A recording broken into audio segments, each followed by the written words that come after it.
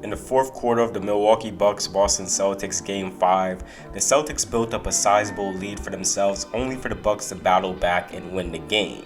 The Celtics' half-court offense became a problem for them as they looked to close out the game. A lot of their offense, they got shots late into the shot clock and not really having a consistent point of interest to attack against the Bucks switch defense. Rebounding also played a part in their loss as they gave up key offensive boards to the Bucks. We're going to look at the fourth quarter of this game and see how things just got out of hand for this Boston Celtics team. The Celtics did start the quarter with some good offense, a zipper screen for Al Horford into a ball screen for Derek White. Giannis hedges on this, which creates a mismatch and a nice dime by White. With the Bucks coming up the floor now, the Celtics build a wall against Giannis, who looks to drive inside, forcing a turnover. Outlet to Tatum, who scores inside for the and one.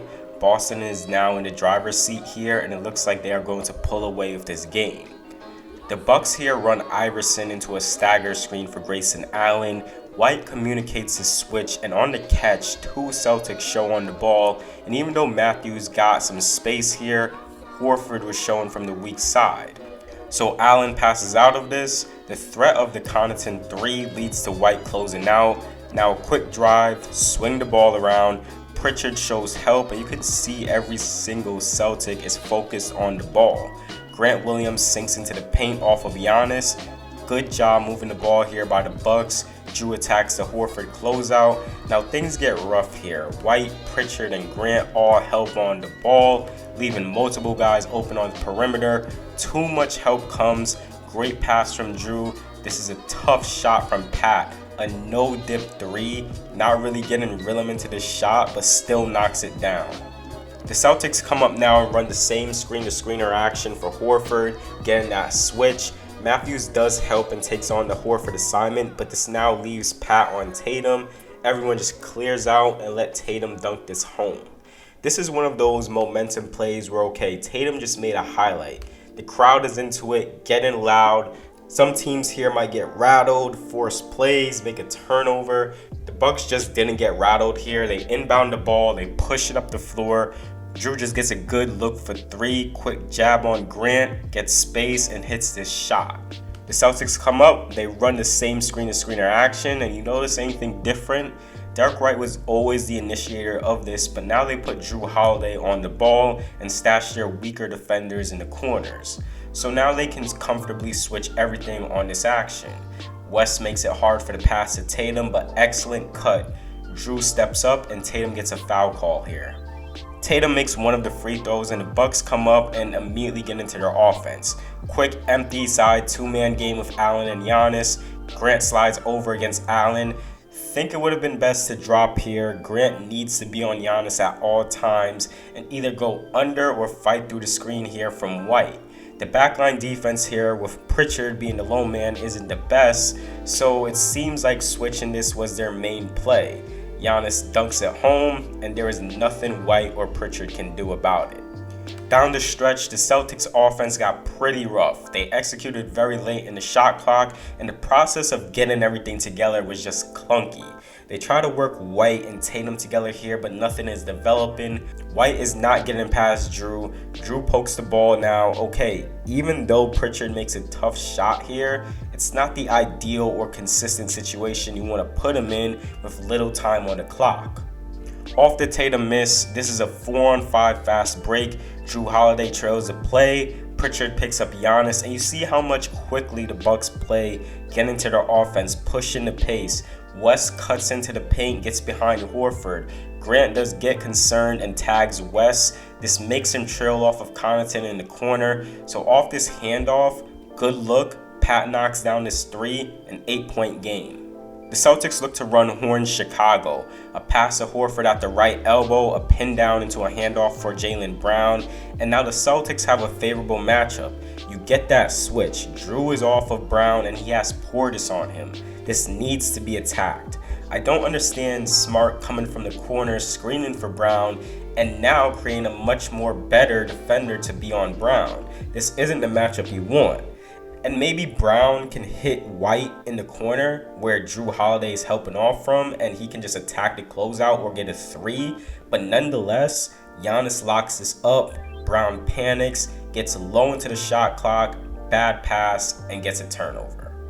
Another thing that went wrong for the Celtics is rebounding. Giannis attacks Brown here off the switch. Horford slides over to help. Tatum has to come over and put a body on Portis. Box him out. The box out is non-existent here. Portis just swoops in, gets the board, and a foul call. These possessions kill you for the Celtics. You get a stop. Good job here by Derek White reading the floor off the transition attack, pulls the ball out, and Connaughton is on Horford. This is great to attack, but the post-entry pass has to be much, much better. He throws it way too far out, leading to Pat getting the steal. The Bucks push, Jrue drives, Giannis with a good steal on Smart. Tatum is focused on the ball. Good pass by Jrue and a tough three by Matthews. Big time shot, 4-point game. On this possession by the Celtics here, the ball doesn't get to Tatum until 9 seconds on the clock. Pat Connaughton needs to be the main guy attacked immediately on offense as he's a weaker link defender. Involve him in more screening actions down the stretch. They get the matchup here. Jrue does a good job staying in a gap, and I think the presence of Jrue here made Tatum pick this ball up early, takes off at the free throw line. He gets a good look at the rim, but much rather him get deeper into the paint against Pat. He misses, the Bucks get the board, runs out, and gets a foul. The Celtics get Tatum the ball here and gets a ball screen up top. Portis and Giannis miscommunicates here. Giannis was thinking switch on the screen. Portis was thinking to stay home on Horford. Good job by Tatum recognizing the mistake, and he gets a wide open elbow jumper. The downsides to being a switch everything team is giving up size. So off this Jrue Giannis ball screen, the Celtics switch. Giannis already has good position sealing off Brown and is in front. So when Holiday misses this, easy offensive board and a putback for Giannis.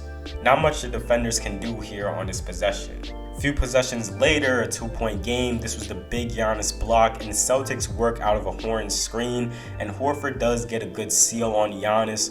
Good pass by Smart. Excellent block with the left hand by Giannis. A great play which leaves 7 seconds left on the shot clock. And off the baseline play, Tatum brings West to the nail, stops on a dime, and he knows once he gets the ball, he has to be ready to go, shimmy fade away, and he has the shooter's touch. For the Celtics, they look to get Giannis isolated on Tatum. He did make his few previous shots, but can we at least try to involve Pat on the screen here? Especially since here White is in the corner. Maybe try an empty side ball screen. Maybe you get the switch, maybe you get an open Derek White slip. Good defense here, and even though Giannis slips up, still a strong contest from him with those long arms and from Connaughton. Tatum on the other end slips up again, boxing out. Ball watches against Jrue. Portis cuts inside off of him, and on the Jrue miss, Portis seals Tatum and gets the board. This gets the defense moving out, and see the activity off Portis off the handoff. Tatum takes him but doesn't stick him, allowing Portis to get loose, almost gets another offensive rebound here.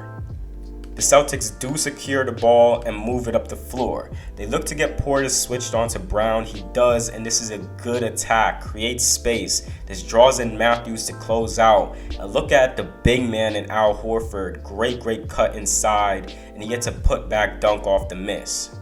The Bucks out of the timeout. Jrue Holiday looks to attack Smart one-on-one. He pulls in Tatum from the corner. Portis gets a good look at three but misses. Matthews does a good job putting a body on Horford, secures the board. Now the Celtics can live with this shot from Giannis, a Giannis three, but Giannis makes this, and it's a big shot, and it's in rhythm. Catching and shooting, gets a dip, his feet set, and an in rhythm shot, knocking down this three.